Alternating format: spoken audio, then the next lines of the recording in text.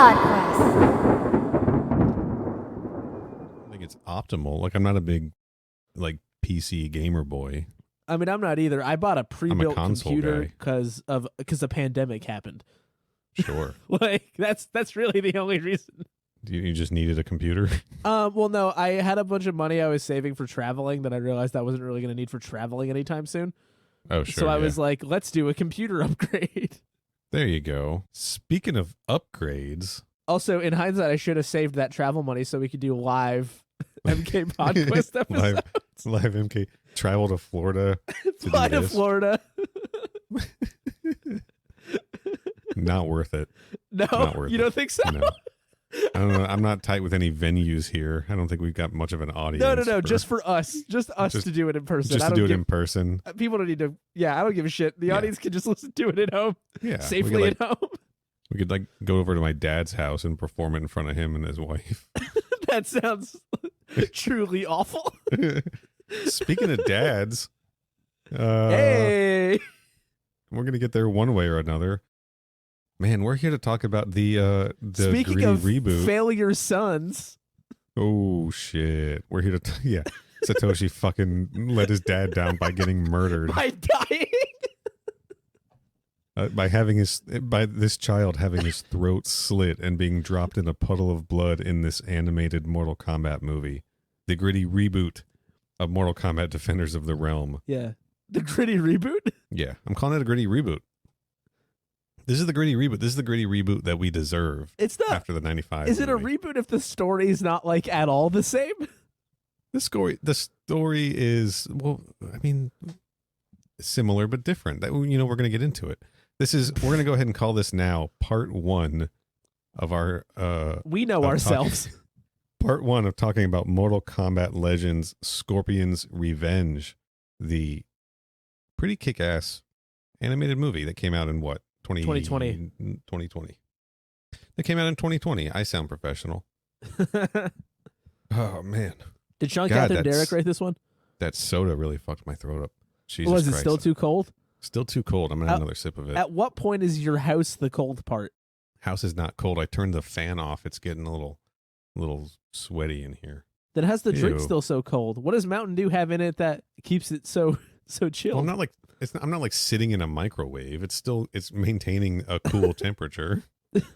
But like I'm not actively painfully so? I'm not like actively heating up the room. I love that this is such a direct continuation of the conversation we just had. Yeah, fuck it. Why not? We'll let people in behind the curtain. All right. Anyway, you guys want to play Halo? Corey's got a few Halo 3 posters hanging up. Yeah, I had the reasonable amount that everyone had, which was 2. Do you still have any of them? Oh, fuck no. They got real torn up, beat up. Shit. That sucks. I wonder if those, did those retain value, do you think? I don't think so. Probably not. But what I was going to say is... So I could cheaply replace them.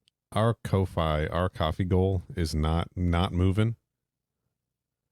So nobody wants me to do a shoey. Understandable. The one where you have to do it. So I was gonna suggest maybe you autograph one of your Halo 3 posters and we auction Nobody that off. wants my autograph.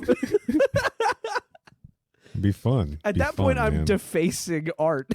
Somebody would want it. I mean, maybe. I don't know, man. Ships I'll only sign to shit the for free. Continental I don't care. United States and Canada, but still. Yeah. I mean, maybe. Yeah.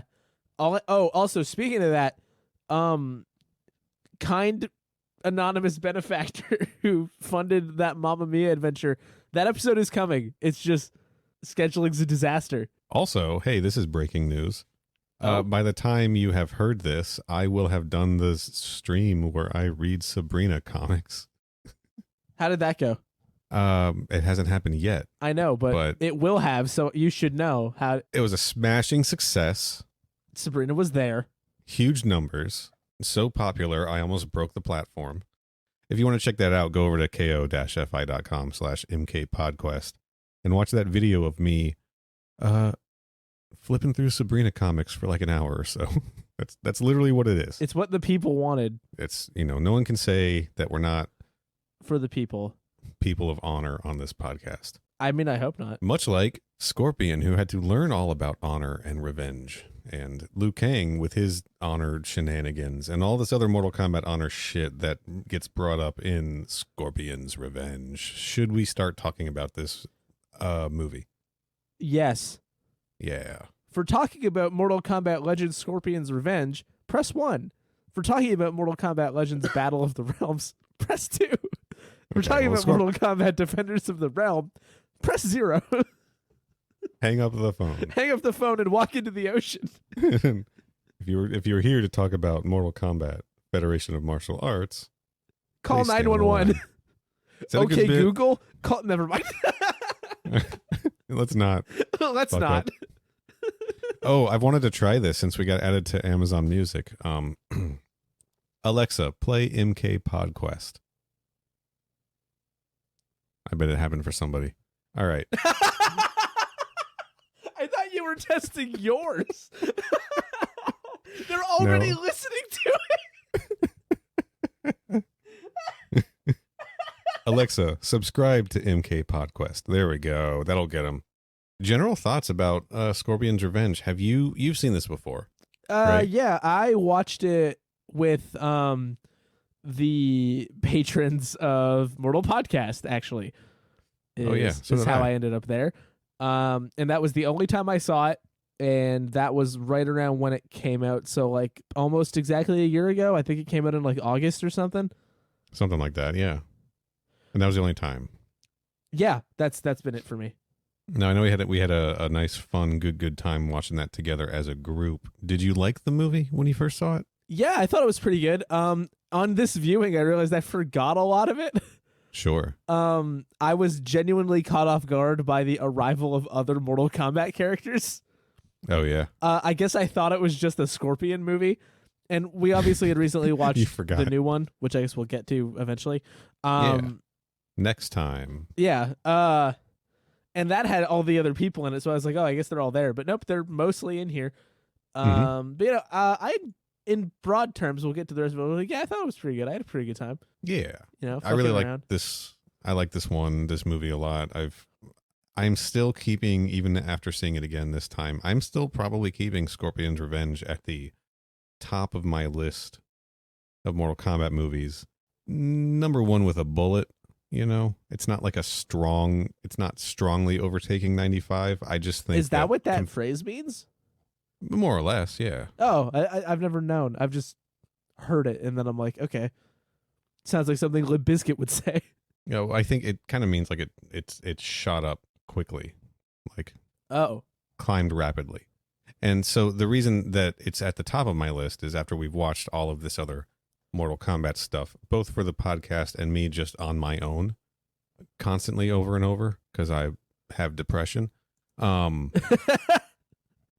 It compared to like Battle of the Realms, which we'll get to, and certainly compared to Mortal Kombat 21, it just did such a better job of like capturing the world, like what I think of modern Mortal Kombat as, than the other stuff we've gotten recently. Plus, it was similar enough to like classic Mortal Kombat stuff to, you know, to hit the story elements and the sort of feel that I like from the old stuff, but also modernize it. So it shot up the list really quickly, but it's not that far above Mortal Kombat 95. And I don't know that Scorpion's Revenge is going to stay on top, but for right now it is for me. I gotta say, I honestly think I would just rather watch people.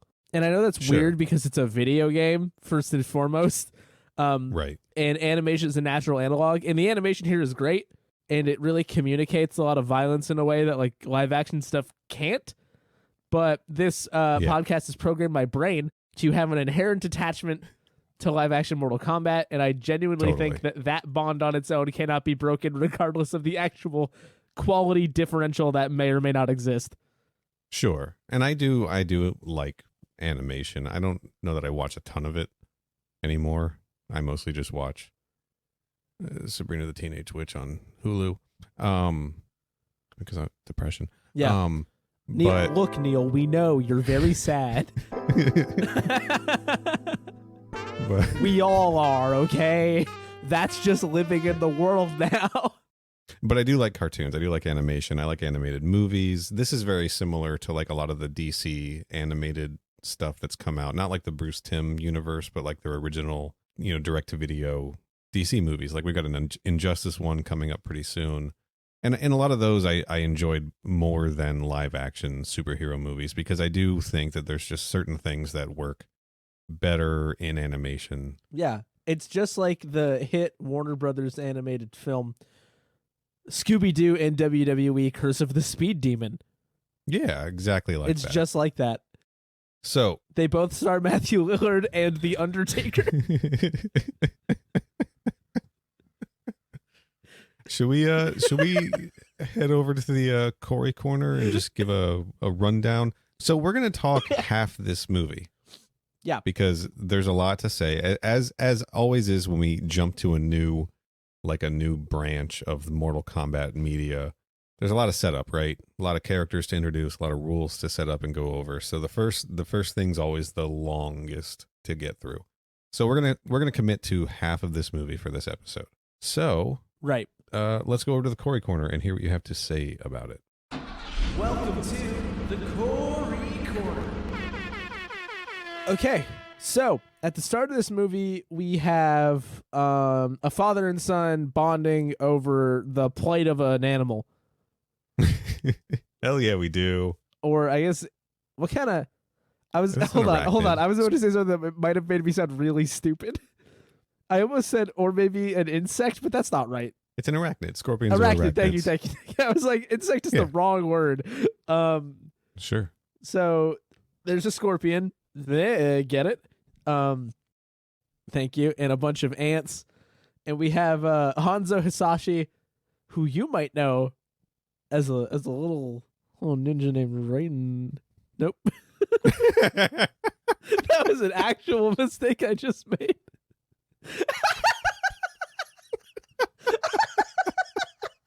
That's new. That is new, isn't it? Anyway,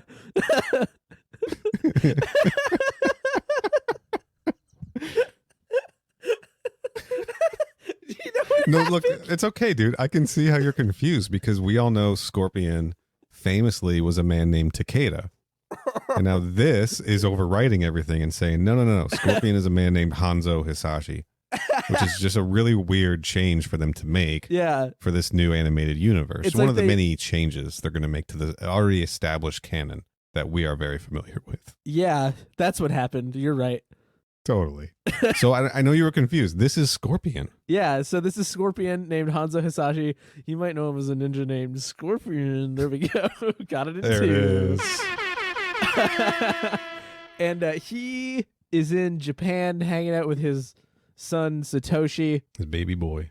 Well, he's like 8, maybe. Yeah. I don't know how. It's hard to say.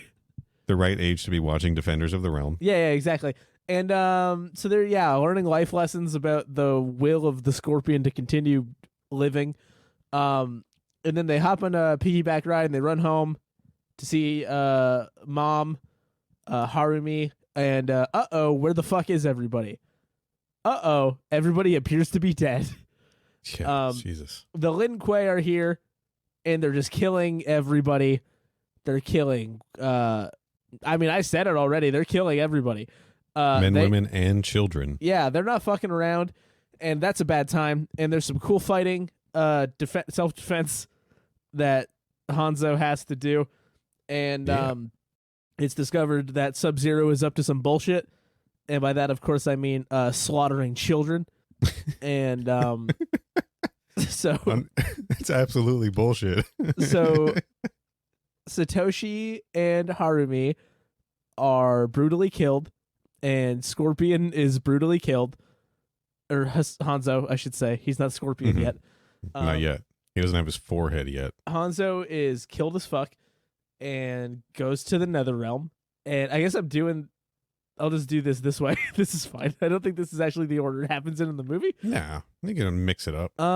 And down there in the Netherrealm, he decides that he does not want to be a demon toy. And decides instead, actually, what if I just murdered everybody between me and Shinnok? He finds out that there's a temple way over yonder. where Shinnok, the head bitch in charge, allegedly lives.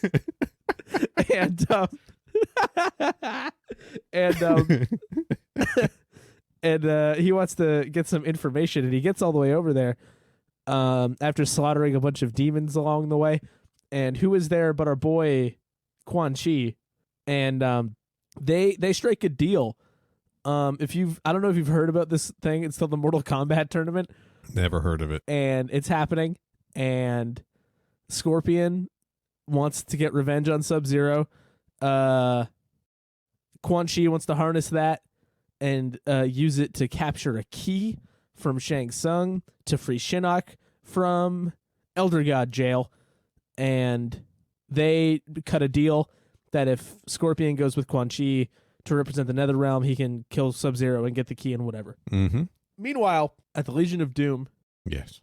Well, I guess first things first, Johnny Cage is here. Actually, that's not first things first, is it? I think... I'm going to get this right. No, I think the Liu Kang thing happens first. Yeah, the Liu Kang thing happens first. The Liu Kang thing happens first. Liu Kang is doing a pretty good Kung Lao impression, by which I mean meditating in a circle of candles. Same notes. Really? Yes. And Raiden shows up, blows all the candles out, which again is pretty apropos. And Raiden's like, good job punching me just now. It's time. And Liu Kang's like, oh fuck, it's popping off. And he's like, Raiden's like, fuck yeah, dude, it's popping off. It's Mortal Kombat time.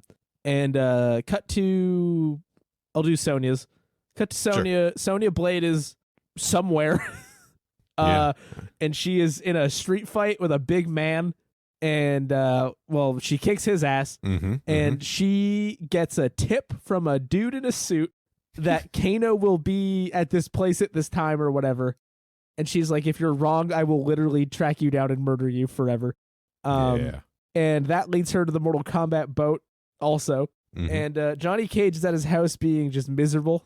And his, someone's leaving his house. I don't know her relationship to him, but she's leaving. A lady friend. And his house is all fucked up. By which I mean it looks like my room on a normal day. That's not true. Thank you. Thank you, Neil's dad. I'm practicing for later when we perform for my dad. Yeah. Live. Yeah. Assuming I left that in. Yeah, if you didn't, honestly, keep this in. It might be funnier. Sure. And he gets a call from his agent. He's like, oh, cool, I'm going to go to China, make a movie. I just got to get on this boat. Yeah. And then Mortal Kombat The Journey Begins happens, basically. We have seen this so many times, haven't we? Yeah. I believe in my Letterboxd review, I approximated at about 56,000. And so, they all meet on the boat. There's like a bit of a cultural disconnect. Johnny's the big fish out of water guy. Am I right? And anyway, you get the rundown. We're going to Shang Tsung's island. There's some shit happening. It's Mortal Kombat. Here's the deal. Blah, blah, blah. Look, if you're listening to this show, you know this part. They get to Shang Tsung's area. Which has a small Motaro's area in it, as we'll see later. It does. So they go to like the main area of Shang Tsung's area. Good word choice. They go to the big like temple dining hall zone, and they get introduced to Mortal Kombat. There's all these kooky characters there, and inside an impenetrable mystical fortress, there is Shang Tsung who brings out Kano and Jax, and Sonya's like, "Hey, that's my boy. Please let him go." Yeah. And they're like, "Nope. Actually, we're gonna bring out this giant four-armed guy, and he's gonna fuck him up for a while." Yeah. And Sonya's like, please, I'd rather you didn't. And they do it anyway. And Jax gets his arms ripped off, and it's all very fucked up. And then Raiden intervenes because he's like, hey, you're fuck around and find out. Shang Tsung, I swear to God, is basically what he says. And basically. While that's going on, Raiden is trying. Fuck, I did it again. Scorpion. Jesus Christ, dude. These aren't even easily conflatable characters. We really fucking Scorpion's trying to steal some shit, but Raiden intervenes there as well. And he's like, there you go. He's like, hey man, you could steal the key that would free Shinnok for Quan Chi and fuck up everything and get revenge, or you could be a good guy. Think about it. And then he just leaves. Yeah. Classic Jeff Meek Raiden. Yeah, pretty much. And then everybody gets teleported out of the big hall as the tournament starts. Mm-hmm. Even though the tournament format has never been less clear than in this movie, potentially. I can potentially clear it up. We'll see. No, I understand it, but it's like it's absolute nonsensical bullshit that by the end of this movie, Liu Kang is framed as someone who like meaningfully won an actual tournament structured event. Like that's complete horseshit. It's a last man standing type of deal. So there's a few men standing still that we have to sort out. So Johnny fights Baraka, or allegedly. at least somebody that looks like Baraka a little bit. Sonya fights Reptile, and Liu Kang fights Katana. The first two of those people win, whereas Katana just yields because Liu Kang doesn't like violence, despite being the protagonist in literal, actual Mortal Kombat. And that's about the halfway point. Yeah, all of the characters kind of convene in the woods, and they're making a plan. Yeah, we'll work up to that point. So we'll pick up the exciting second half on the next episode. Sorry, that got a little more caught in the weeds than your typical Corey Corner. Not really, honestly. It felt like it. I don't know why. You want to go over to the Neil Nook? Yeah. Welcome to the Neil Nook. It's Gucci. It's true. Hell yeah. Movie. Do you think we get a Gucci sponsorship? If only. Would we even want that? I think both of us would look kind of silly. I don't think I want a Gucci sponsorship. I feel like we don't have the look. Now, if Gucci Mane wanted to sponsor us. Oh, yeah. Fuck yeah. Yeah. We'll play his dope tracks. Wow. You've podcast. Never sounded more ridiculous. Yep. Cutting that out. Scorpion's Revenge. Mortal Kombat Legends. Scorpion's Revenge was directed by Ethan Spalding. Ethan Spalding has directed... famous for basketballs. Several episodes of Avatar: The Last Airbender, Mike Tyson Mysteries, rest in peace, Norm Macdonald. Yeah. He directed the DC direct-to-video animated movie Justice League: Throne of Atlantis, and directed Scooby-Doo: Return to Zombie Island. Oh, a TMAO classic, no less. Yeah. We didn't like it very much. Well, guess what? This movie was also written by Jeremy Adams, who wrote Scooby-Doo: Return to Zombie Island. You don't say. DC Superhero Girls, Lego Scooby-Doo, and was a story editor, I believe, or story consultant on a lot of episodes of Supernatural. Who's your favorite Supernatural boy? Dean. Which one's that? I only know their actor names. Dean, I think the one I like is the one who was in the My Bloody Valentine remake, not the one who was in the Friday the 13th remake. Yeah, great choice. Correct. Yeah. We've already litigated this on They Made Another One. Okay, good. I'm glad. We did both of those movies. Nice. That one's Jensen Ackles, by the way, so nobody gets mad at me for not saying the name. Yeah, he was also on Smallville, I think. I might be wrong about that. Pretty sure he was on Smallville. Pretty sure everybody was on Smallville, actually. You want to do a Smallville podcast? I don't know anything about Smallville. Oh, fuck. That'd be so fun, dude. Smallville, dude. Not to be confused with Little Big Town. I was trying to decide if that joke was funny enough to say, and you at least laughed. So I'm being completely serious. I was sitting here like, should I say not to be confused? All right, hold on. I hope they're not problematic at all. There are 10 seasons of Smallville. That's a big commitment. Probably 22 episodes per season, 21, 22, something like that. That's a big commitment. Plus the comic book continuation. And this is a show about Superman, I think. Yeah. Maybe. It's a show about Clark Kent in high school and into college and then into adult life, allegedly. I don't know. I haven't watched the whole thing. I got up to like season 6 or 7. Stop watching. He might not graduate high school. We just don't know. No, I'm pretty sure I got past high school, but I do remember that like once the show got to like season 3 or 4, when all of the characters were like, aged enough to be like 18, the show got super horny, and it was a wild shift from like the earlier seasons. This just sounds like a CW show. I got to be honest. Was it on the CW? It was on. I mean, it was on. Yeah, it was WBCW. Yeah. Oh, was it with the big frog? I think it started on the Big Frog, and then it wasn't like following Shasta McNasty. No, but like that channel was brought to you by a big frog, right? Yeah, I mean it was like Buffy. Frog it was a WB show that became a UPN show that became the CW. I don't know, dude. We'll talk about it when we do our Smallville podcast. That's after the Shasta McNasty podcast. Well, that one's going to be short. That's only 22 episodes. We can get that done in like a weekend. Ed Boon and John Tobias also get story credits, of course, for being the creators of Mortal Kombat. Nice to see their names. All right, let's talk about some of the cast, and we'll pick up the rest of the cast on part 2. We're going to start with Jennifer Carpenter as Sonya Blade. Did you watch Dexter? Do you think I watched Dexter? I didn't watch Dexter either. No. But she is Deborah Morgan on Dexter. And she was also Chikara in Scooby-Doo and Kiss Rock and Roll Mystery. Do they have the Ankh Warrior in that one? They might have. I don't know if they have the Ankh Warrior in that one. Sorry, I found out about the Ankh Warrior the other day, and it's all I can think about. Yeah, I heard the episode. Yeah. I didn't think you were going to mention where I found out about it, but... All right, we've got Joel McHale as Johnny Cage. Yeah, we sure fucking do. A lot of people probably know him as Jeff Winger from Community. He's also Starman on the Stargirl TV series. He, he hosted, what did he host? Web Soup or one of those dumb shows I didn't watch. Tosh.0. And then... with Joel McHale.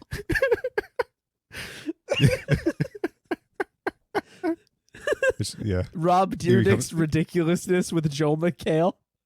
He's the new host of Tosh.0, but they just call it Tosh Point Joel. Gross. And here's one for your list, Corey. He is in Spy Kids 4D All the Time in the World. Oh, good. Also, the Community characters had last names? Yes. Huh. Yeah, they're all very well-written, fleshed-out characters. Dan Harmon knows what he's doing. Oh, Dan is a last name, too. That's pretty cool. Ike Amati as Jax Briggs. He was Shao Kahn and Cyrax in Mortal Kombat 11 and Atrocitus in Injustice 2, amongst other credits, of course. We're dealing with a lot of voice actors here, so there's 10 billion credits. I'm sure I missed some good stuff. Steve Bloom as Bihan Sub-Zero. He voiced Sub-Zero in Mortal Kombat 11 and 10, and voiced Baraka in Mortal Kombat 11. He also did voices on Star Wars Rebels, Transformers Prime. He is Logan in Wolverine and the X-Men, and he was in Kipo in the Age of Wonder Beast. You don't say. I do say. We've got Art Butler as Shang Tsung. He did voices in Star Wars The Clone Wars, and has 2 credits as the TV announcer on Mom, which I'm mentioning because of Jamie Presley. Legal obligation. And Darren DePaul as Quan Chi, who did voices in The Adventures of Puss in Boots, voiced Reinhardt in Overwatch, and Sinestro in Justice League Action. And I'm going to leave the voice credits there for right now. We'll fill out the rest of the gang on the next episode. I think it's insane that I'm not talking about Scorpion on the first episode of our Mortal Kombat Legends Scorpion's Revenge podcast. Just say part of their name. Gotta leave people wanting more. So we'll get to the rest of them after, next episode. Is Scorpion not top billed in the Scorpion movie? I literally went the IMDb order. Interesting. Top cast order. Yeah, and he is not. He is below Kano, Katana, Goro, Raiden. They're barely in this. And Liu Kang. He's second to last on the top build. Wow. Oh, dude. Okay. Brutal. One more. I'm gonna do one more. We're gonna talk about. We got to do some Scorpion related credit on this one. Gray Griffin is credited as Katana and as the voice of Satoshi. She was the voice of Katana and Melina in Mortal Kombat 10, Catwoman in Injustice, and I think some of the Arkham games, or all of them. It's certainly Arkham City. She also did voices on Kipo. She's Wonder Woman in DC Superhero Girls. She's Donna Troy in Young Justice, and she's on a show that I have never heard of called Fast and Furious Spy Racers. Oh yeah, I think it's on Netflix. Yeah, I think it stars Dom Toretto Jr. or some shit. I'm like, holy shit. I resisted looking it up. I'm not gonna do that. Fast and Furious Spy Kids, whatever. Spy Racers. Fast and Furious Spy Kids 4D all the time in the world.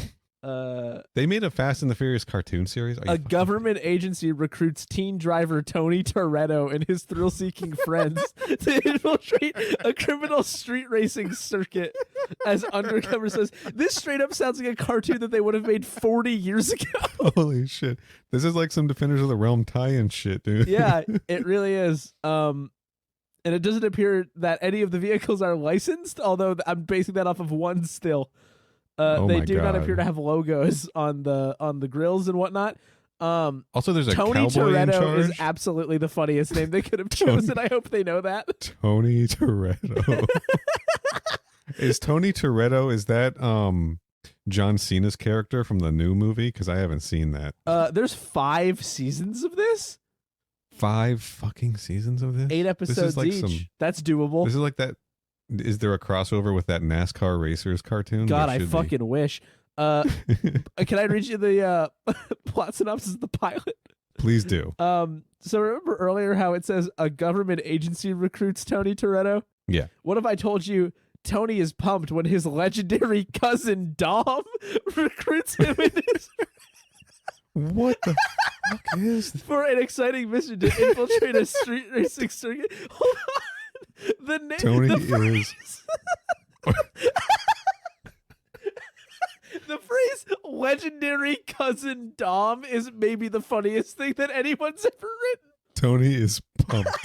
He's pumped. Dude, well, he's I mean, so obviously fucking Dom Toretto's all about pumped. family. So Sure, yeah. He's all about getting his family to fucking work for the government. hold on, as there's an spies? evil billionaire. Do you want to know their name? Please. Cleve Kelso. Oh my God, I'm dying. I'm dying and Oh I'm my going God. to die. Jesus. Holy shit. Cleve. All of Kelso? these seasons just appear to take place in different parts of the world. That's kind of interesting. They're only like, what, 6 episodes a season? 8, although one of them does appear to 8 be episodes. called Robo Cleve, and one of them does appear to be about a hurricane in the Sahara Desert. So, Holy shit. I yeah, can't wait to watch this. you are gonna watch this, aren't you? I think we found our pivot. Yeah. So should I Maybe. stop reading episode descriptions? Yeah. Sit on it, Potsy. Oh my God, legendary cousin Dom. Dude, I just bought a new box of Pokemon cards. I got a legendary cousin in there. Holographic, no less. I wish I knew more Fast and Furious character names, but I don't. There's Brian. There's Mr. Nobody. There's The Rock. Hold on, no There's fucking way. No way. Shaw. No way. Hold on. Hold on. There's somebody named Mr. Nobody? Yeah. What if I told you about a character named Miss Nowhere? I don't think Mr. Nobody. Mr. Nobody doesn't show up until like part 6, maybe. I don't fucking know. Holy dude. shit. This is awesome. Why isn't everybody talking about this? Everybody does talk about this. About this show? Oh, about Spy Racers specifically. Oh my God, is season 5 about a virus? That's apropos. Kurt Russell is Mr. Nobody. That's pretty cool. Yeah, fucking Snake Plissken himself. Holy shit, I'm losing my mind. Okay. Okay. That's it for the Neil Nook. And Man. what a Neil Nook it was.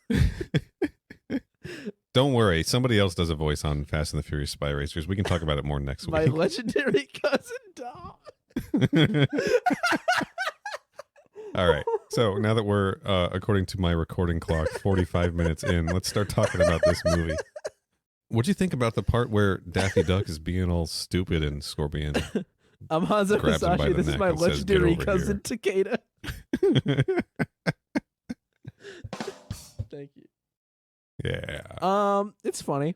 I support it. Yeah, it was good. I think Daffy Duck should die. Not a big Daffy Duck fan. Well, he's just committed a lot of crimes. Certainly. Yeah. Yeah. So I mean, it's out of my hands, right? That's the Netherrealm justice system he could deal with. Totally. I fucking love the beginning of this movie, dude. The whole, like, I don't want to compare shit too strongly to, like, Mortal Kombat 21, because we've done plenty of talking about that movie, right? But, like, one of the big pluses that I always hear people say about Mortal Kombat 21 is that opening, like, 7 minutes that they reshot where it's Hanzo and Bi-Han and Hanzo's family dies and everything. Right. And when I watched it, I was like, okay, this is cool. I like these actors, so this is cool to see. But this fucking sucks compared to the beginning of Scorpion's Revenge. Like, I'll just say it. This whole opening scene is just, this is kind of what I was saying about, like, animation just working better for certain things. The way that they're, like, able to stylize the action and they sort of shift animation styles to show when he gets, like, the insane blood rage and just starts, like, cutting off the heads and arms of everybody. Yeah, it can be inhumanly kinetic, so it feels more appropriate. Yeah. And it was also MK21's fucking boring. Sure, yeah. Don't get me wrong, there was some cool stuff in that live action, and I get people love live action, they prefer that, whatever, but this just they were just able to do more with the scene of Hanzo. Like, I don't know, the whole situation, like, so the movie starts with him telling his son that life is cruel. Yeah. Right? And then his family's completely murdered. It was a timely lesson, I'll give him that. By Sub-Zero. Allegedly. Did we give the twist away? In the Corey corner. I honestly, if you're listening to this, you probably seen this. Let's just pretend that we didn't. It's been a year. I don't know. Some people didn't, and some people haven't seen it in a long time either, right? So all I'm saying is, maybe don't worry too much about the cold guy. But I really liked the opening to this. It was bloody and it was violent, and like the action is really easy to follow in this, which I think is really a strength. Yeah, of this. It's not getting bogged down in like theatricality for the sake of it because they're capable of doing it in animation, and also not the like problem with like Liam Neeson needs to hop this fence and we put 17 cuts in the middle. Like it's fluid in a way that makes sense, and I feel like it's using the stuff that heightens the violence appropriately, like the X-ray move pivots and things like that. I just think, it's a well-rounded opening to the movie, especially when you kind of get what you're in for already. Like, it won't be a surprise to somebody who's already a fan of Mortal Kombat what's about to happen. So I think at least presenting it in an interesting way goes a long way, and they absolutely managed to do that. Totally. They also managed to make Satoshi not completely insufferable. So you're not just annoyed. It is tragic. Like it really is. Yeah, they wrote it's so easy for them to go wrong, right, with the child, make him too cute or too fucking dumb and incompetent like most children are. Yeah. Neil famously hates kids. But I feel like Satoshi just feels like just like a kid, just a kid fucking around doing kid stuff. He's there with his dad, and he's afraid, and he's keeping his mouth shut, and then he gets his fucking throat slit and gets dropped in a puddle of blood. We saw another dead child in this village before that. This movie is like, this ain't your daddy's Mortal Kombat cart. This isn't for babies. This is for grown-ups, right? Right. So I don't know. Maybe it is your daddy's Mortal Kombat cartoon then, whatever. But that's the big thing about this is just the violence, right? We haven't seen anything this fucking gory and violent. I know the 21 movie did it, but this did it first. This was like kind of the first time. Yeah, the 2021 movie, I like, even in my memory, doesn't stick out as especially violent comparatively to like other things I think about when it comes to Mortal Kombat anyway. So like it's certainly the most violent anything live action's gotten, but also low bar at that point. Yeah, but this is just like geysers of, this is like watching fucking Shogun Assassin or something, you know? Yeah. I know. I'm cool. I know. Yeah. Anyway, I like that opening scene. The Liu Kang at the temple meditating, much like the Great Kung Lao in Conquest. That was fine, right? Yeah. We learn, of course, we don't learn anything new from that scene. We've seen so much Mortal Kombat at this point that anytime a scene happens, you can just sort of slot it in with the other version of that scene they've already done in your mind and just see which one you like more. Yeah, that's true. So which one did you like more? I mean, I've got an unbreakable affection for Palo Montalban. You thought I might say Conquest, but what I mean is that? Just him specifically. For me, the meditation scene that I really zone in on is from episode 1 of Raven with Jeff Meek. Oh my God. I think it might just be in the opening credits. I'm not sure. But yeah. Yeah, there's a lot of this is really like a remix. But some of the setup's different, you know. Liu Kang's story is fucking Liu Kang's story, right? Like the remix for Liu Kang's story was the 95 movie where he wasn't dedicating his entire life to this thing and he had left the temple. So this is just like the regular version of this story. And that's why Liu Kang's a boring character in this and in the sequel. Yeah, honestly there's not really even anything to discuss there. He's just kind of like fulfilling the role of the guy who's fighting. And then everything else is happening around him rather than him feeling like an agent in that anyway. Right. Well, he's not. He's not really a character. He's a weapon. That's why it's from the White Lotus Society. It is worth saying that it is really strange how, for this being like the Scorpion movie, Megan the Scorpion movie, sure, it spends equal, if not more, time with everybody else. And the regular Mortal Kombat tournament setup anyway. Again, slightly different, but I kind of wish that weren't the case, and that's kind of an overall problem.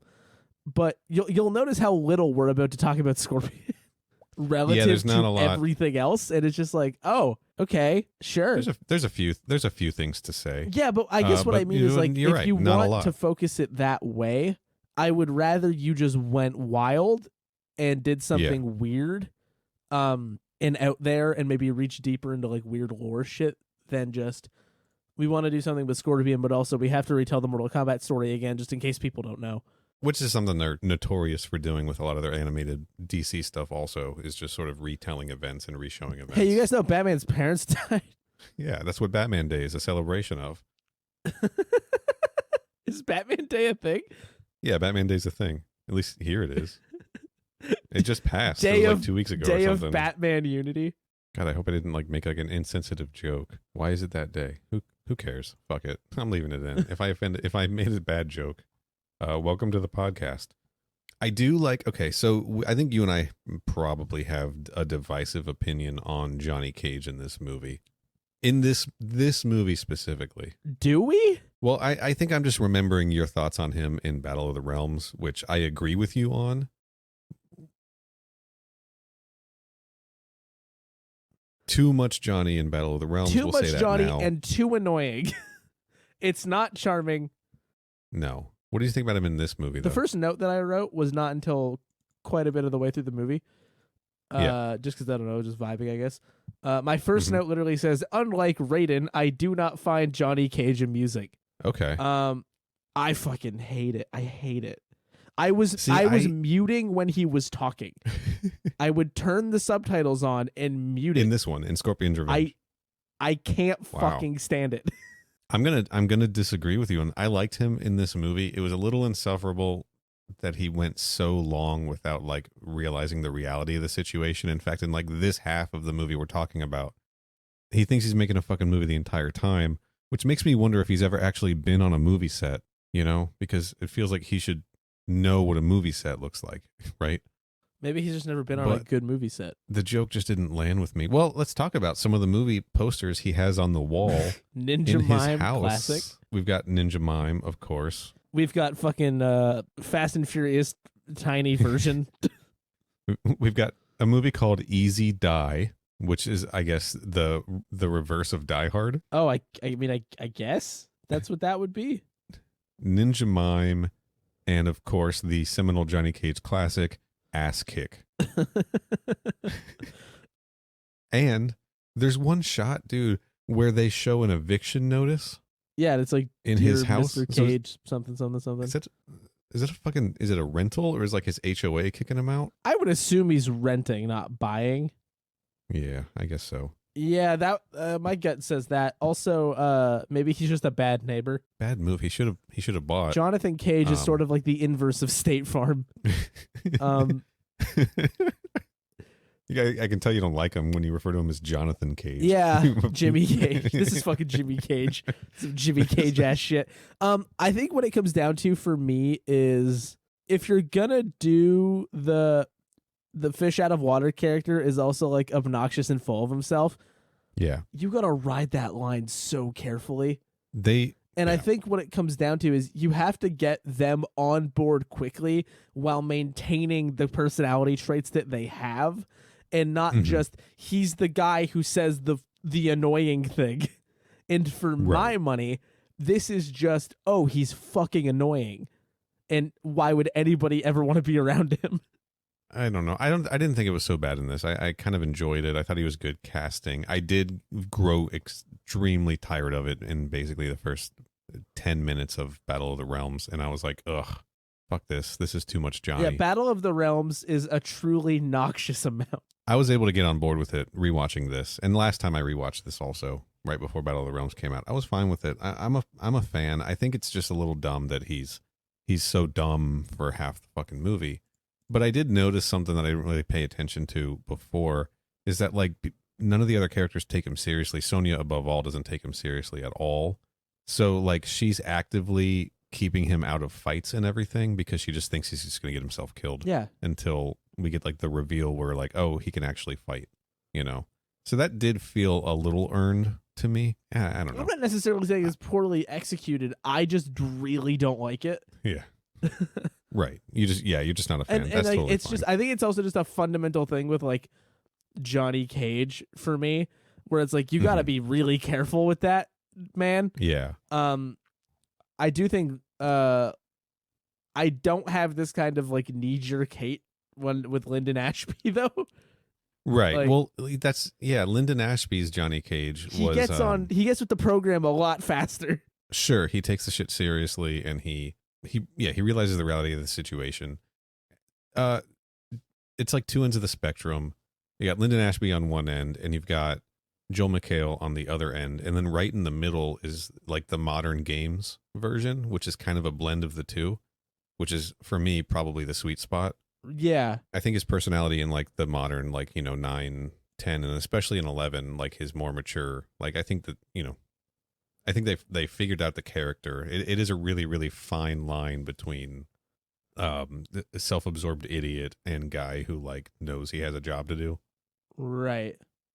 Yeah. Yeah, I think we're seeing the extreme. We're seeing video game Johnny Cage cranked up to 11 in this one. Yeah, I think so. All right, so let's talk about Sonya a little bit, because we meet her in a street fight kicking the shit out of some dork, right? Yeah, I'll come out right out with it. Mm-hmm. There is an inverse relationship in that the more Johnny Cage sucks, apparently the better Sonya gets, because Sonya's fucking great. She's like super tough, no nonsense, telling this guy to fight like a man as she kicks his ass. It's got like this sort of cheeky, like, oh yeah, quote unquote, fight like a man, you little bitch, you little baby right? boy. Yeah, I feel like in this case, what's happening is they're really leaning into the attributes of Sonya that, unlike Johnny, often don't get leaned into.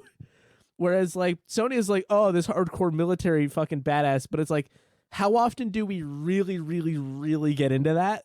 And I feel like that's often left to the side because it's like, oh, it's 1995. We need a girl to be rescued. So I think in both cases, they're doing the appropriate thing of leaning into and heightening what those characters are understood to be. Mm-hmm. But for my personal enjoyment, it only works in one direction. Okay, yeah, that's fair. So I like her in this. I think, I don't know. I don't know how to explain this. There's a little bit of like, when they want to write the tough woman character, they just make her act like the tough man character would in a lot of action movies. And stuff, I do think that's what this is. As much as I like it, it is by no means perfect. I think there's some of that, especially just her language, like calling people bitches and saying fight like a man and all of that kind of stuff. But it is I will take this over Defenders of the Realm Sonya any fucking day of the week. This is a large improvement over her portrayal in Annihilation and in Mortal Kombat 95. Yeah, what I will say is I think if you could combine the best parts of this Sonya and Defenders of the Realm Sonya, you would get an actual character. There you go, yeah. Because Sonya in Defenders of the Realm was at least allowed to have emotions. She was, but I mean, she'd get made fun of for them all the time. Yeah, she wouldn't be in that context though. You know what I mean? Right. So like, I think at the base level, if you picked and choose, you could make that work. But it's definitely better than Johnny for me if we're doing a direct comparison like that. Yeah, I'll take that. So that's the introduction to Sonya and the boys. I guess we can talk about Sonya. She absolutely murders this guy in the street literally fight, right? murders Like, it. There's no way he's just fine. She puts her military boot directly into his mouth. Yeah, he's done. He's fucking done. That was a murder. That was absolutely a murder. I don't know. Maybe he was some kind of like maybe the scenario is he's some kind of like Black Dragon thug, and they're just starting to fight, and then this crowd sort of forms around them to watch, and then this guy just starts taking bets on it because he's just like a hustler, an entrepreneur, and none of that was like officially like sanctioned street fighting or whatever. Right. It was just like a brawl that broke out that someone was like, oh, I can make some money off of this. That must be it, right? That's got to be it. Yeah. So then she gets the scroll that there's a tournament. Kano's going to be there. It's got the Mortal Kombat logo on it. That's always fun to see. And if you don't let me, I'm going to literally murder you. Meanwhile, Johnny Cage just gets a call apparently from his agent. Do you think that like Raiden gave his agent the information about the tournament because he wants him at the fight? Or do you think like Raiden called him up and pretended to be his agent? How do you think that went down? Or do you think about it at all? And is this the first time you're thinking about it? I didn't think about it, truth be told. Though I think Raiden pretended to be a guy and is called his agent. Yeah, that must be it. Because he's planning on getting them all on the boat. So anyway. Meanwhile, down in the Netherrealm, we've got Hanzo suspended by chains with like scythes through his arms. Yeah, looking a lot like a show I couldn't put my finger on, but it was reminding me of something. Mike Tyson's Mysteries. Yeah, that was the one. Mm-hmm. That wasn't the one, but the problem is I didn't watch the show that it reminded me of, so I can't possibly name it. You know what I mean? Like, it's something I've seen before, and it reminded me of that. Sure. And I don't know what it was. Somebody listening might know what I mean. I don't know. Yes. Send in a voice message. Tell Corey what he means. Yeah. Somebody think my thoughts for me. Please. And while you're doing that, record this podcast while I'm not here. Yeah. Fuck it. Taking auditions for new co-hosts. And a new host. Fuck it. Why not? You'll just give the keys to somebody else. We're just going to replace this podcast with a different unrelated podcast about something else. Dom and Paul are going to do a Fast and the Furious Kids podcast. Oh my God. I bet we could get them to do that. I would listen to that too. Just those Australian accents saying legendary cousin Dom. Paul, can you please send that in?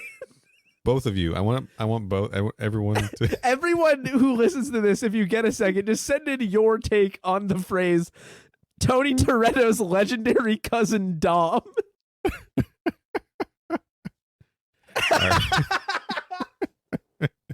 All right. So anyway, dude's in the Netherrealm, and he's about to get tortured by somebody referred to as, in the credits, as the Demon Torturer. It looks a lot like Moloch from the 3D era games to me. He doesn't have the big Yeah, ball. I believe the character's name is Demon Torturer. Yeah. We're just going to call it Moloch. Let's call a spade a spade. Anything to get more 3D era characters in. Because this animation famously two-dimensional, so anything to get more definitely. 3D. So we need to add some depth to this. So that's Moloch now. Oh, fuck, dude. I skipped a note. I love when Johnny Cage answers the phone. You're in the cage with Johnny. He does that for every call, no matter who it is, and that's the worst. 100% he does. 100% he does. Everyone. Loved it, though. Anyway, so Moloch's like getting ready to I don't know, he's going to cut Hanzo into pieces, but because he's dead, he can't die again, so he'll then like heal and then get cut up again, just over and over, and that's what Netherrealm's going to be like for this guy. That kind of fucking sucks, dude. Yeah. That does not sound like a good time. Yeah. Why did he go to the Netherrealm? Oh, wait, no. For a reason that we've decided to not name yet. It's all part of the plan. It's all part of the plan. We'll get there. We got a big plan for you, kid. We're gonna put you in the pictures. But Moloch's a big dummy, and he like tests the sharpness of the blade on the palm of his hand like they always do in movies. Yeah, and he's like, oh, sick, now I get to bleed. Why would you ever do that? Then your fucking hand's done for like the rest of the fucking day till it heals. Don't cut the inside of your palm. How fast can your hand draw heal? blood. Well, okay, longer than that, but like if you, I mean, you could probably super glue it back closed. Gross, and don't do that. You know, get through Is that a a work thing? day. You never super glued a cut. I'm not a carpenter. It's not like a good idea to do, but you can do it. I've got delicate hands that don't really, in recent years, haven't done a lot of hard work. I had a while where at a summer job I had, they did plenty of that, but we wore work gloves, usually mitigating the whole your hands get fucked up problem. I worked with this guy who's taking a bunch of trees down on my property years ago, and he didn't wear gloves, and I was like, that's deranged. I was like, we got extra work gloves if you need some work gloves, and he's like, no, I don't wear gloves. He's like, the day you forget them, you're just thinking all day that you forgot your gloves, so I just don't wear them.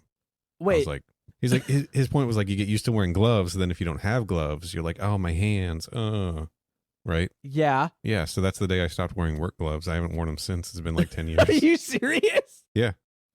My fucking hands are like cinder blocks now, dude. They're so rough. But that's the thing is like, have you encountered problems because of that decision? No.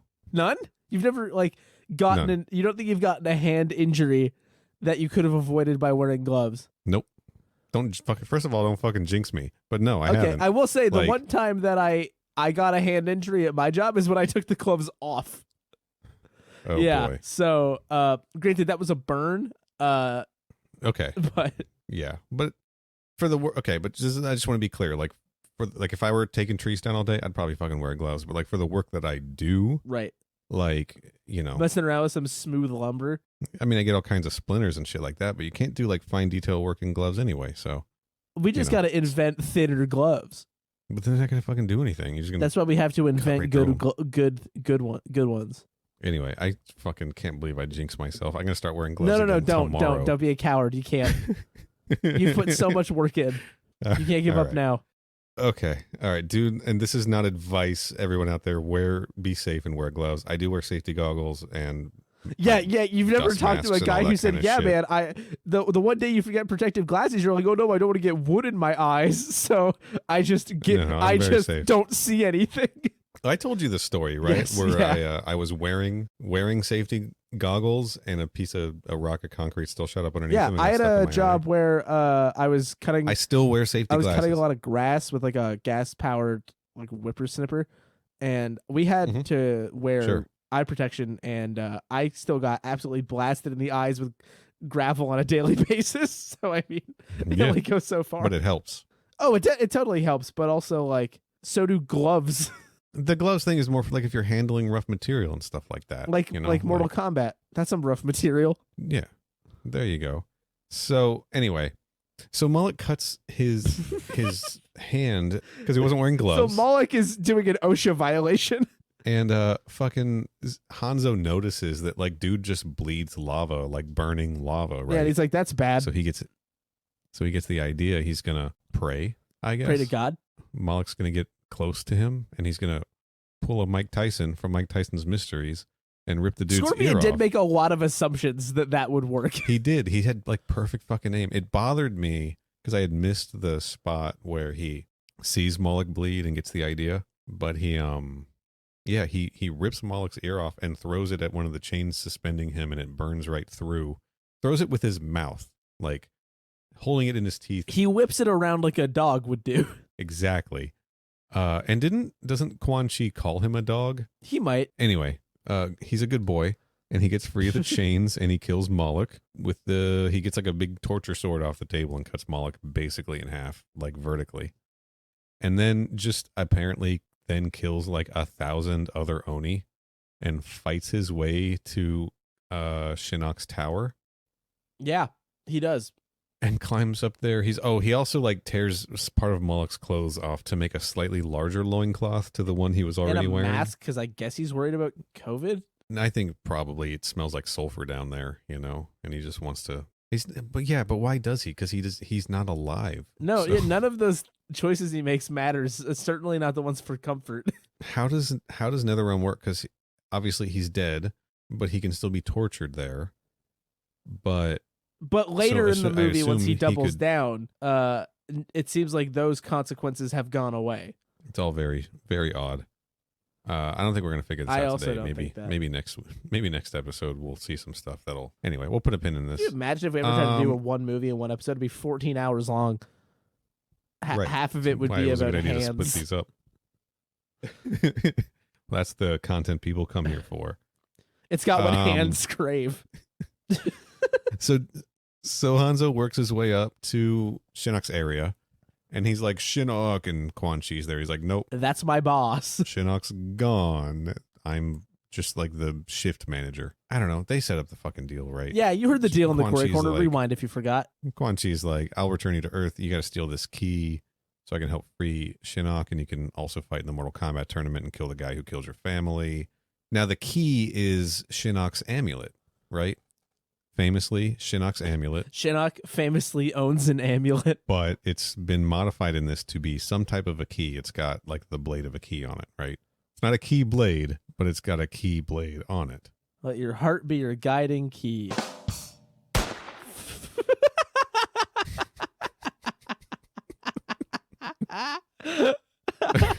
Anyway. Oh boy. So then Hanzo's like, Hanzo's dead. Call me Scorpion and also fuck up my forehead, please. The forehead really bothers me, dude. Couldn't even picture it if I tried. All right, well, I'm going to make sure you hyper-focus on it for the Mortal next time. Kombat Legends, Scorpion's Revenge, Images. Well, here's why it bugs me. Look at his forehead, his craggy ass. Oh yeah, he's got like his crusty eyebrow. Right, but he doesn't have that in Netherworld. We see him. He doesn't have that. Maybe So why does he have it when he puts on the Scorpion it's a outfit? conscious aesthetic choice that he's achieving with makeup. But there's no way that would stay on during all the Maybe fighting. it's really good makeup. Or he got like Netherrealm. there's like a spray that you can put on like after you put it on to try to like keep it in place. Maybe he tripped and fell into a waffle iron. Yeah. Like while getting dressed, and he's like, oh shit, I'm stuck this way now. I don't fucking know. It just bugs me, dude. It's a weird aesthetic choice, like a character design choice that I There's just can't. several. Like I also think the hands are Are we gonna talk about the knuckles? Yeah. Okay, you're gonna talk about finally the more knuckles. hand discussion. Everyone talks about the knuckles in these movies. I don't see it. No? I didn't notice it this time, but the first time I saw it, I definitely was thinking about it a lot.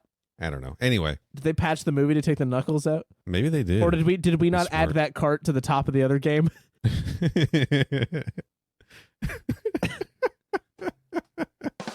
Thank you. little late on that one because I was laughing too hard. Yeah, we saved the rim shot for the unfunny jokes, and then at the really funny, we'll just actually laugh. That's a good one. Thanks. I got one or two of those every All right. couple episodes. Every now and then we nail it. Anyway, we're going to check out of the Netherrealm. We're going to go check on the boat, right? We get Can we another skip the boat? old rickety boat. I just want to say that there's an old rickety boat, right? And we get like a version of, one thing I wanted Ricky to notice. the boat, steamboat. Johnny Cage carries all of his own luggage in this movie. He doesn't ever try to get anyone else to carry it He for did. him or drop it as he's approaching he carries all. So that's character growth, I think, for Johnny. Sorry, Right. I'm sorry. I'm laughing at my own fuck up of that because I forgot that Ricky the Dragon Steamboat's name was not Ricky the Steamboat Dragon. So I tried to say it Ricky the Boat and then realized I had nowhere to go.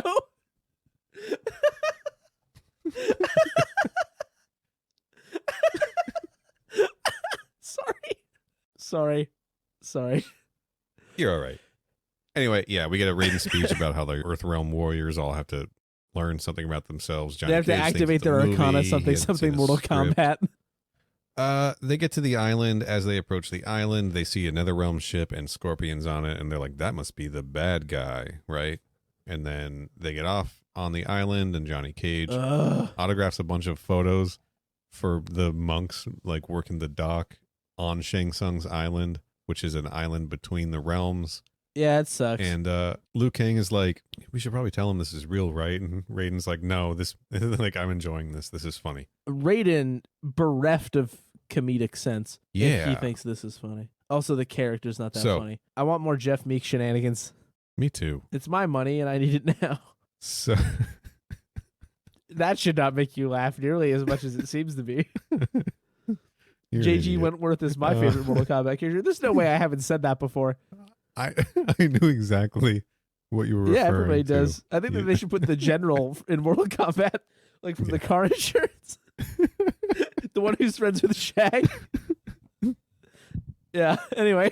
Also, let's put Shaq in Mortal Kombat. He's got fighting game experience. There's 2 Shaq Fu games. Actually, we should put the guy that beat Shaq. Aaron Carter. Yeah. Was that the right kid who beat Shaq? Yeah, Aaron Carter beat Shaq. Lil Bow Wow is like Mike. Yeah. Okay, I'm glad I got the right Carter. Pretty sure that's right. Down. There's another one, I think. Yeah, Jimmy Carter. He was an American president. Aaron Carter beat Shaq, not to be confused with Jimmy Carter, Habitat for Humanity. Easily confusable. Yeah. Aaron Carter famously fucked up the Iran-Contra situation.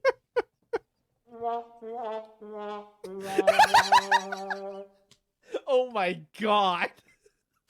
Oh, fuck. I think I picked the wrong week to learn a new editing system. Yeah, for real. I'm gonna Sorry. have to go back to the old ways. All right. So we get the long climb to the temple, like in Mortal Kombat 95, and oh God, we're only there. we're almost there. And Johnny Cage carries his own luggage. I'm just sorry for all these stupid detours. They go into like the great hall where there's a big feast, and dude, it is like full of monsters, right? Remember the Mortal Kombat? Yeah, which nobody seems to meaningfully address. Mortal Kombat 95 novel, all those monsters. We got the monsters finally, right? Yeah. Also, I'd like to make a clarifying question. Sure. So we know that this is a tournament between Earthrealm and Outworld specifically. Yeah. Are all of the monsters Outworld? I swear some of these people just seem to be like I have a feeling visiting. It's a lot of Outworlders and probably a lot of spectators. Probably a lot of people who are just like there to see the fights and shit. It's not explained. It's honestly never explained because we only ever see the tournaments. Like we know Mortal Kombat is a system that is like any realm wants to invade any realm, right? Do you think Crimmins was there? Crimmins might have been there. Dude, what if Crimmins was the dude in the suit that gave Sonya the information? What if he? It is. It was. That was Crimmins. I'm wondering if like the magician guy is here, or like the Backstreet Boys, or like any of those other weird extra characters from the 95 or Jesse. novel. Is Jesse there? Jesse might be here. Paul, there was a Paul. Paul and Jesse are definitely here. Aaron Carter. Aaron Carter certainly here. We do see Reptile. We see Motaro. We see like a version of Test Your Might, from Mortal Kombat 1 where they gotta like chop the stuff in half. Yeah, the one dude fucking whiffs. We see like dudes arm wrestling and rip another guy's arm off. There's Natara's here. Natara from 3D era. Natara very casually just sort of vibing. Yeah, hanging out and getting some food. There's also a lady in leather bikini armor who I am going to insist is a Korea person, just to keep that thread going. Sure, fuck it. Yeah. No rules, just right. Yeah. So let's talk about what happens with Scorpion now, because Quan Chi sends Scorpion off to steal the key, right?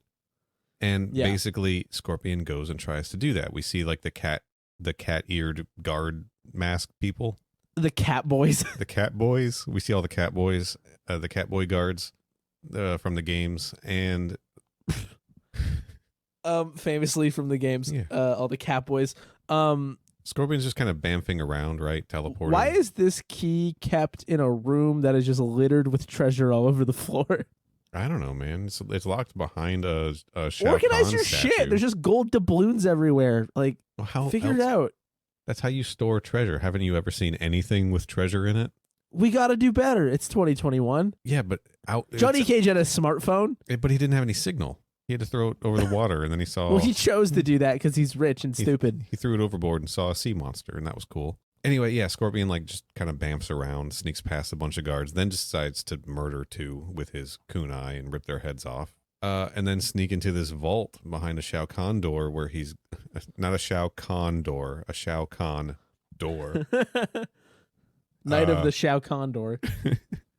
And he's ready to steal the fucking key, and Raiden pops in, and he's like, hey, man, don't do that.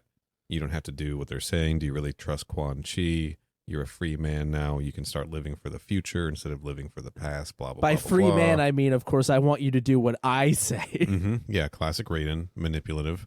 And then he just sort of like fucks off, right? So now, back in the Great Hall, Shang Tsung has entered, and he's given like the Mortal Kombat like PowerPoint presentation, right? Talks about the Elder Gods created Mortal Kombat. Once a generation, the finest warriors must do battle to decide the fate of their realms. He shows himself fighting and defeating the great Kung Lao. Right. Yeah, and that was fun to see because any reference to the Great Kung Lao is fun for me as a Conquest fan. That's what we call it when fantasy is good. But is this a rewrite? Because Shang Tsung didn't defeat the Great Kung Lao. The Great Kung Lao defeated Shang Tsung, and then Goro defeated the Great Kung Lao. Like that's tradition. Like that's what happened. That's yeah, what I think it's a happened. bit of a. You think Shang Tsung is like fake newsing everybody? Yeah, it's a bit of a loose retcon. I'm not a fan of it. It's more fun when the Great Kung Lao beats the absolute ever-loving shit out of Shang Tsung every chance he gets. So then he's like, all right, now for some entertainment, right? And he brings more like out entertainment. Thank you. and he brings out Jax and Kano, right? And Jax has just kind of had the shit beat out of him, and Sonya's like, no, my partner, right? I like that they've simplified this, and it's just Jax is her partner. It's kind of like Mortal Kombat 9, right? Yeah. And she's like, I don't know, she's like giving him shit for running off without him and getting captured by Kano and whatever. And Jax is like, hey, old man, let me out of here. And he's like, sure, you can leave. Just go through that door. Oh, but you have to defeat fucking Goro first, right? And now we get Goro. Big man. Big man, big arms, 4 big arms. And Jax is going to try to kind of fight him.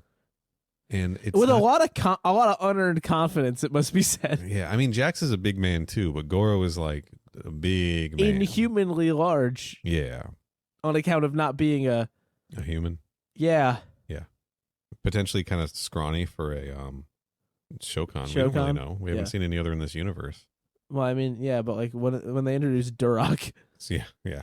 Who we have a confirmation on the spelling of finally, thanks to the internet. I couldn't sleep. I couldn't eat. I was waiting to learn how to spell Duroc. Literal months. So Goro just starts kicking the shit out of Jax, and Sonya's like trying to break through the. My note says Sonya pulls in all the dudes from Defenders of the Realm, and tries to punch her way through the force field. Right. But no dice. Right. And Goro has a Ninja Turtle feat. That's a note I felt was important to write down.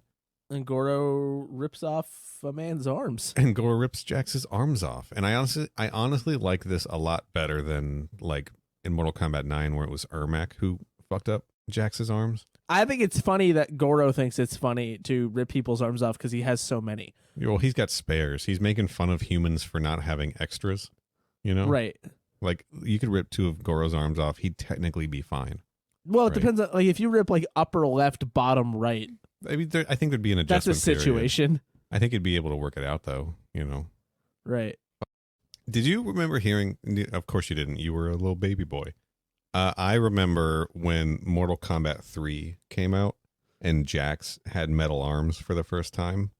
Right. There was a rumor that was going around in my school, and probably just like my 6 friends or whatever, right? That I was homeschooled, so there wasn't that many of us. There's a rumor going around between me and my brother. There was so Jax's fatality in Mortal Kombat 2 is that he rips the opponent's arms off, right? Oh, so we got some irony. Yeah, so there's a little bit of irony in this, but then or should I say metal arms? Yeah, and irony arms, iron knee, iron knees and metal arms. So there's this rumor going around when Jax shows up in Mortal Kombat 3 and he's got metal arms. This, of course, we know there were cybernetic implants at that time. They weren't like full-on metal arms. We learned that from the Special Forces game and Defenders of the Realm, of course, and Annihilation. Anyway, the rumor was that either like the first rumor was that Jax had to fight himself in a mirror match and his mirror ripped his arms off and he had to get metal arms. And then the second you would start to question like your friend who was also 9 or whatever is like, how did he fight himself in the mirror match? And they're like, no, I mean Shang Tsung morphed into Jax and performed the fatality on him. But the irony was that Jax somehow ripped his own arms off, or like evil Jax ripped his own arms off. Zaj. And I don't know. That I want to know if anybody else has heard that rumor also, or heard that rumor back in the day when Mortal Kombat 3 was coming out. Interesting.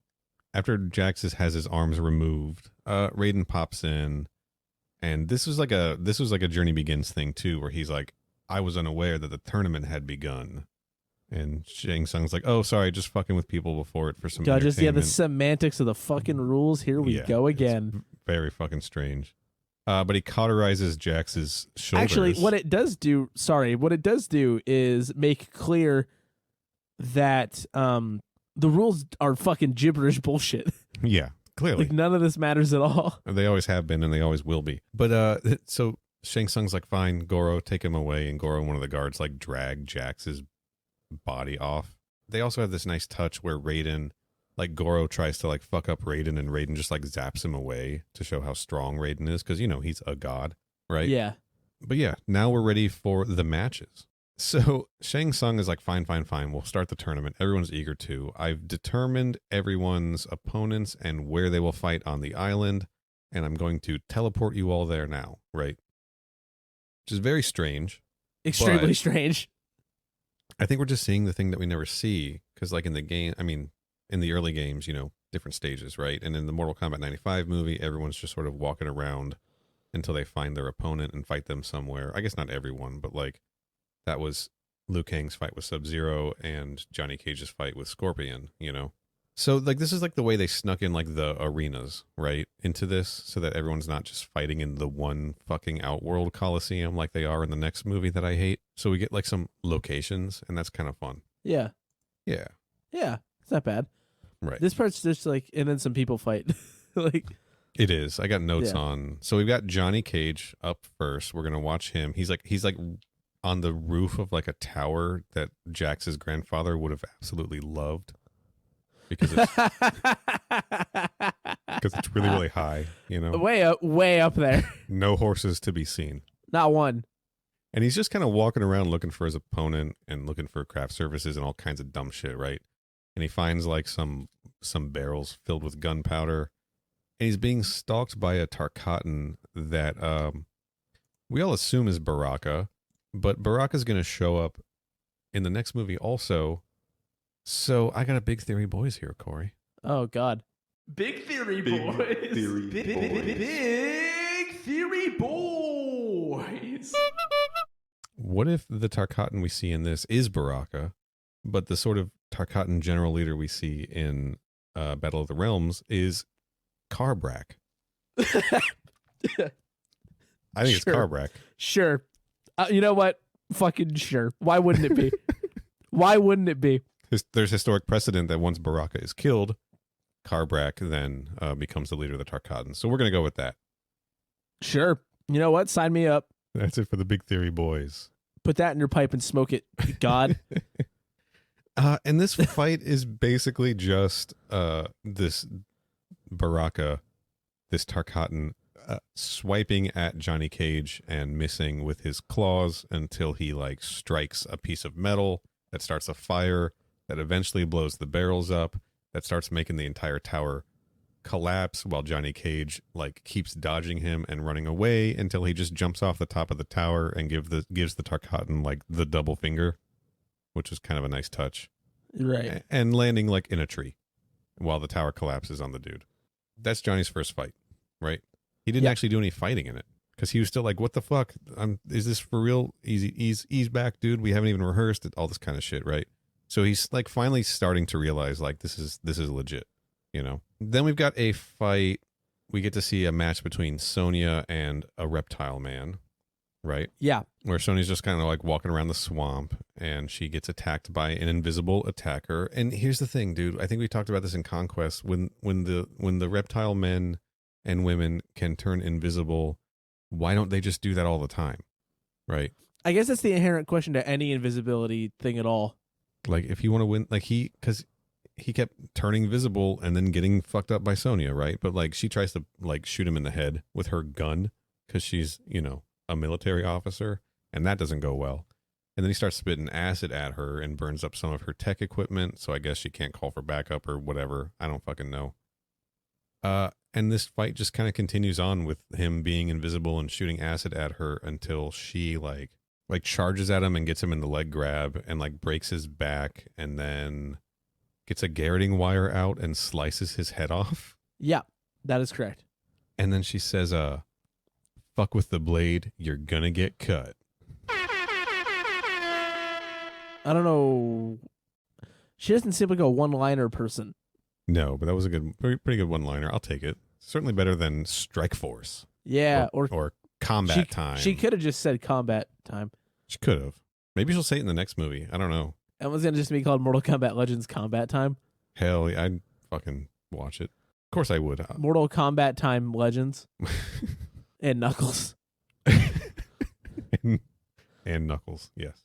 Featuring Dante from the Devil May Cry series. Okay, that's enough of that. All right. So we're almost done with this half, but we do get a scene where there's a Lin Kuei ninja running through the woods on this island, and he's being pursued by Scorpion, right? And Scorpion's gonna fuck this dude up, and this Lin Kuei dude's like, "You move like the Shirai Ryu, but they are all dead." And Scorpion's like, "Nope, not all of us." And he wraps his chains around the dude's head and demands to know where Sub-Zero is, but the guy won't talk, right? So he's like, "Rest assured, I'm going to absolutely fucking murder every single Lin Kuei on this island." And then he just pops the Lin Kuei ninja's head off, right? A lot of heads getting popped off. Like, that's 2 in a row. Yeah, there's a lot of heads going off, a lot of arms going off as well. Heads will roll. Remember Sleepy Hollow? Remember the movie Sleepy Hollow? Yep, I do. And the tagline was "Heads will roll." You know it was. That was good marketing. We all do. Casper Van Dien was in it for some reason. Yep. I like that guy. I hope he's not problematic in real life. Because he is fictionally. Most of his roles, anyway. All right, third match, right? We got Liu Kang fighting Katana. And they're like on a stone bridge. There's a cool Shokan statue, possibly a Goro statue. So maybe this is like the statuary garden from the first game. And they're just, I don't know, fighting. She makes fun of him for being a wimp. Like, I can't believe you're Raiden's champion. You're such a fucking wimp, right? And he's like telling her he doesn't want to hurt her. He has takes no pleasure in hurting such a worthy opponent, but he'll do whatever he has to do to defend Earthrealm, right? And Katana's like, you're a fool. You can never defeat Shao Kahn. And Liu Kang's like, well, I may never defeat him, but I will never bow before that man, right? And that's when Katana, like, I don't know. We haven't really gotten to know her or see her at all in this movie, but she's here. And she's like, she yields the fight to him, so he wins, you know? Yeah. So they're sowing the seed of Katana, like, maybe not being fully on board with Outworld. It's a shame that we don't really get any fucking story for her through either of these movies. Yeah, they don't seem especially interested. No, they don't. And she's like a pretty important part of, I mean, I guess she got hell of a lot of story in all of the other stuff we watched. This is probably like the least amount of Katana representation we've had in any Mortal Kombat thing that we've watched so far. Yeah, I think that's right. She didn't do much in the first movie, but she did more than this, you know? Because this is the whole scene, right? Liu Kang, like, is walking away from the fight, and he says, like, she asks him, like, how can you be so sure that you can defeat Shao Kahn? And he says, because I have something that no one else in Outworld has. Hope. Do you think he campaigned for Obama in 2008? Guaranteed he did. Everyone knows that, dude. Yeah, true. Yeah. It was DLC for Mortal Kombat versus DC Universe. I don't fucking know. Anyway, that's it. That's the first half of the movie. We're going to leave it there for now. DC stands for Democrats. Yeah, it does. I don't know. Yeah, let's get out of here. We're done. Before we get too political. Sorry, Jimmy Carter. You don't count.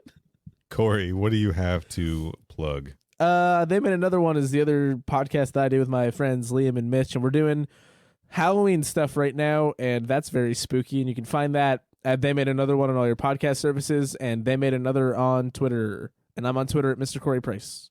Hell yeah. You can find me on Twitter at Final Neil. Follow my retro gaming Instagram account at Final Neil Retro. Follow the show on Twitter and Instagram at MK Podquest. Subscribe in your podcast app. Rate us and review us 5 stars. Subscribe to our YouTube channel to catch up on old episodes in the most ultimate way. It's a hard thing to say. It's better written. Subscribe to our YouTube channel. Check out old episodes. I do a lot of work over there. If you like what we do, go over to ko-fi.com/mkpodquest and buy us a jar of wine or two. We really appreciate it. And that's it. I think we should just go hide in the woods for a while. We should just go. Talk about the rest of this movie next time. Got anything funny to say for the outro? Nope. Nope. Not this time. Just replace my saying no with fucking Star Trek man. What's his name? Whatever. It doesn't matter. Star Trek man? Dex? From Dex's Diner? Maybe. Whatever. I'm hitting stop.